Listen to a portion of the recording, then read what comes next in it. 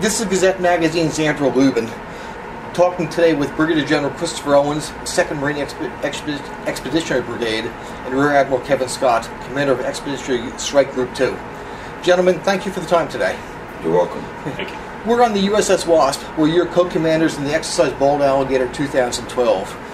Admiral Scott, General Owens, Bold Alligator is a 24-ship, 14,000 Marine and sailor exercise. What are you trying to accomplish over the next 2 weeks? Well, we started out in this back in 2008, and the goal was to get our Navy Marine Corps team back into the amphibious skill sets that we've long had. And due to the landlocked engagements that we've been in the last 10 years, we kind of drifted away from that. So what we originally and what we're trying to do right now is to get those skill sets back, the amphibious skill sets that we've long shared, get those back and trained up.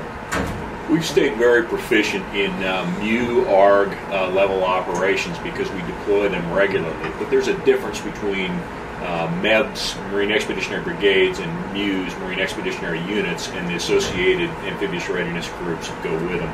And our skills have atrophied over the years. So this was our attempt to regain that proficiency and reestablish the relationships that we need to make this work. What is a MEB ESG, and how does it differ than a MEU or an ARG?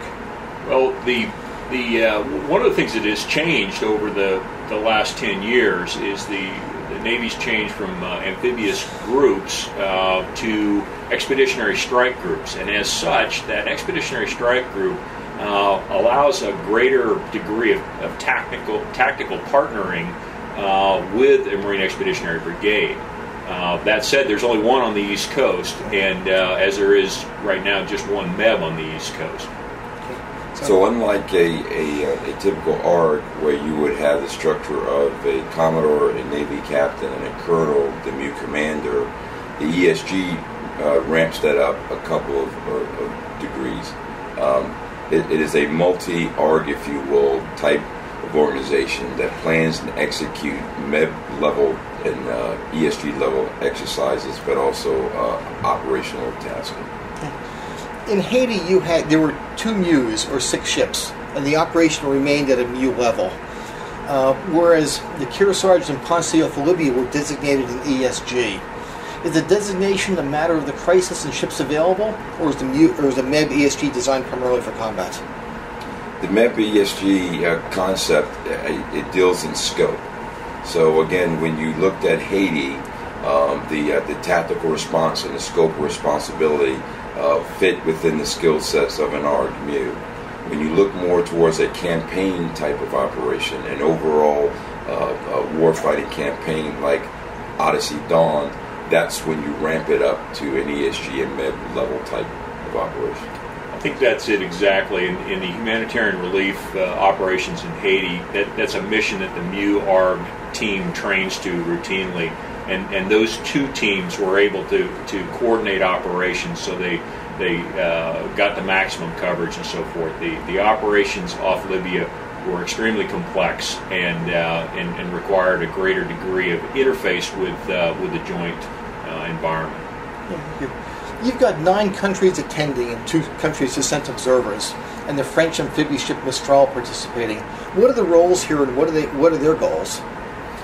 Well, our partners are here to further develop their amphibious skills, and participating in a large-scale operation like this is quite a bit different than what we typically see in NATO exercises and preparedness.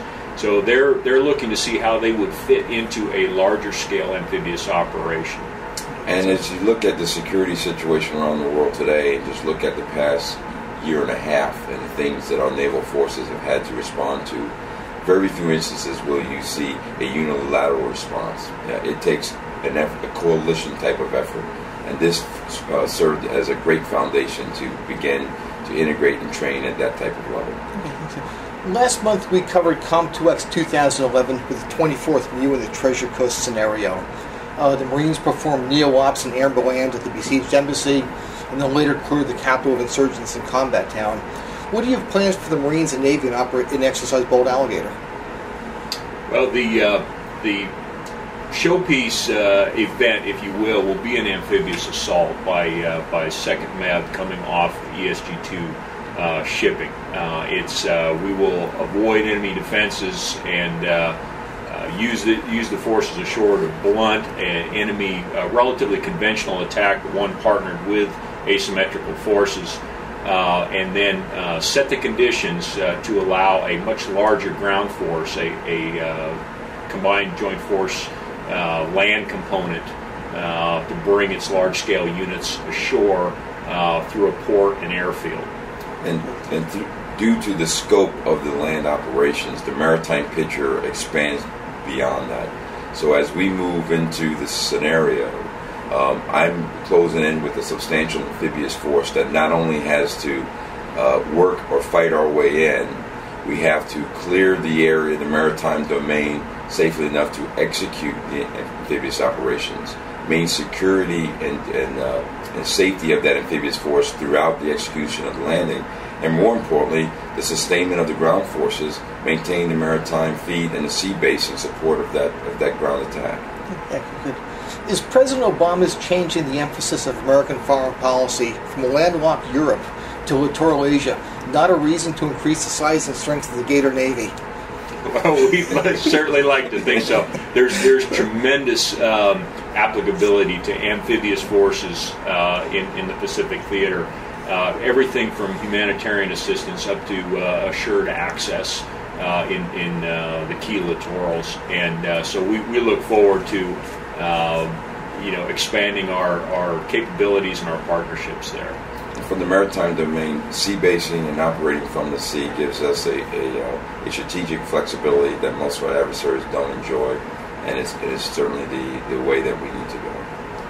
We've been talking today with Rear Admiral Kevin Scott and Brigadier General Christopher Owens about exercise Bold Alligator 2012 and MEB ESG level amphibious operations. Gentlemen, thank you for your time today. Thank you. Thank you.